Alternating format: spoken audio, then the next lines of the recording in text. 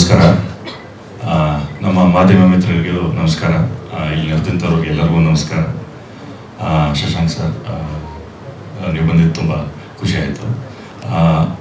ನನ್ನ ಜೀವನದಲ್ಲಿ love mocktail ಏನು ಅಂದರೆ ದೇವರು ಅಂತ ಹೇಳ್ಬೋದು.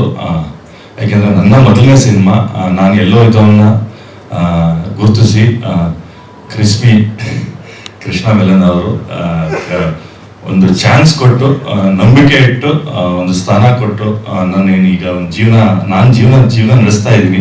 ಅದಕ್ಕೆ ಕಾರಣ ಕೃಷ್ಣ ಮೆಲನ್ ಅವರೇ. ಅದಕ್ಕೆ ತುಂಬ ಥ್ಯಾಂಕ್ಸ್. ಇದುವರೆಗೂ ನನಗೆ ಯಾವ ವೇದಿಕೆ ಮೇಲೂ ಹೇಳೋಕ್ಕೆ ಚಾನ್ಸ್ ಸಿಕ್ಕಿರಲಿಲ್ಲ. ಇವತ್ತು ಅದನ್ನು ಹಂಚ್ಕೊತಾ ಇದ್ದೀನಿ. ನಾನು ಯಾವತ್ತೂ ಚಿರಋಣಿಯಾಗಿರ್ತೀನಿ ನಿಮ್ಮಿಬ್ಬರಿಗೂ. ಲವ್ ಮಾಕ್ಟೇಲ್ 1, ಲವ್ ಮಾಕ್ಟೇಲ್ 2, ಈಗ ಲವ್ ಮಾಕ್ಟೇಲ್ 3. 1, 2 ಅಲ್ಲಿ ಆಲ್ರೆಡಿ ಪ್ರೂವ್ ಮಾಡಿದ್ದಾರೆ ನಮ್ಮ ಕೃಷ್ಣ ಮೆಲನ್ ಅವರು. ಈಗ 3ನ ನಿಮ್ಮ ಮುಂದೆ ತಗೊಂಡ್ಬರ್ತಾ ಇದ್ದೀವಿ.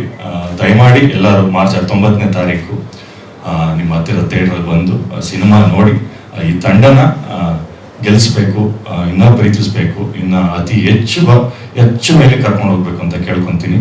ಎಲ್ರಿಗೂ ಥ್ಯಾಂಕ್ಸ್.